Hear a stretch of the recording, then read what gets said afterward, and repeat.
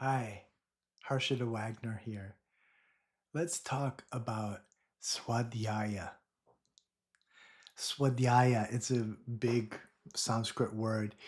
You may have heard of it because it's one of the niyama that are mentioned in the Yoga Sutra and the 8 limbs of yoga. Swadhyaya is a very important practice on the spiritual path, especially within my community and the community that I come from. My teachers focused a great deal on Swadhyaya, and it has two primary meanings to it. One is the meaning of chanting the sacred texts. And we did do a lot of that in the ashrams where I studied. It's a very common practice in India to chant texts like Bhagavad Gita, Guru Gita, and other texts that are chanted out loud.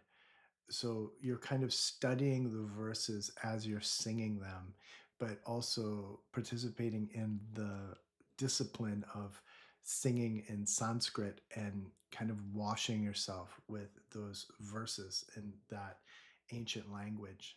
It's very powerful. But the other meaning of Swadhyaya is what I want to focus on in this video, which is sacred study. Swadhyaya, literally, it means the study of the self, study of oneself.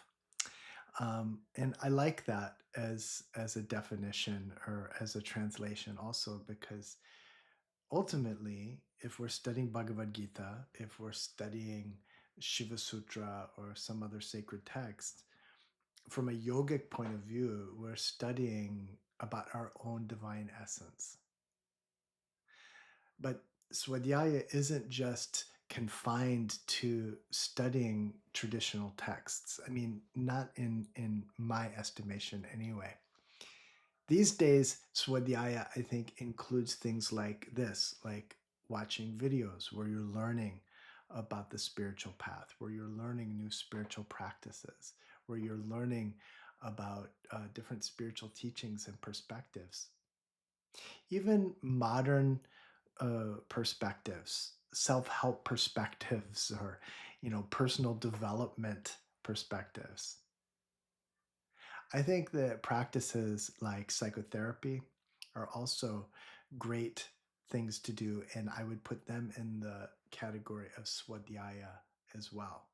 I think it's very important for many, if not all, serious spiritual aspirants to work with good therapists that can help us on that level of healing, along with the spiritual work that we're doing.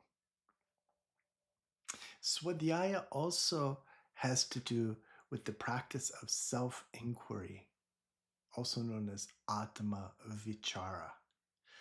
I've kept a journal and have it as part of my meditation routine for many years, for my entire sadhana, my entire spiritual path, basically.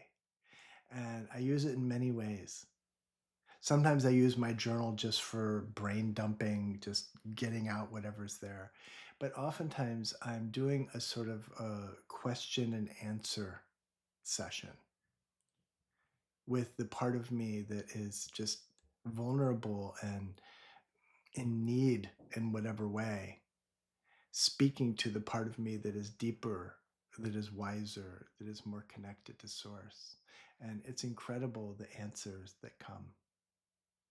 And I can work with those answers in a way that feels very reliable because I also have a very robust practice of studying the texts, of studying the teachings, of studying commentaries by other masters and ancient masters in some cases, and sometimes other contemporary teachers, my colleagues even.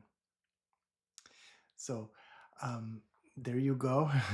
Another aspect of yoga for you that I'm so happy to share with you here. And Swadhyaya, that's one of the main things that I offer is studying and studying with and helping people to study different ancient teachings and the spiritual path. yoga philosophy, bhakti yoga, tantric philosophy. So I could talk about this all day. I love it so much. Many blessings to you on your journey of study of the self, of the teachings. May it bear the greatest fruit for you. Bye for now.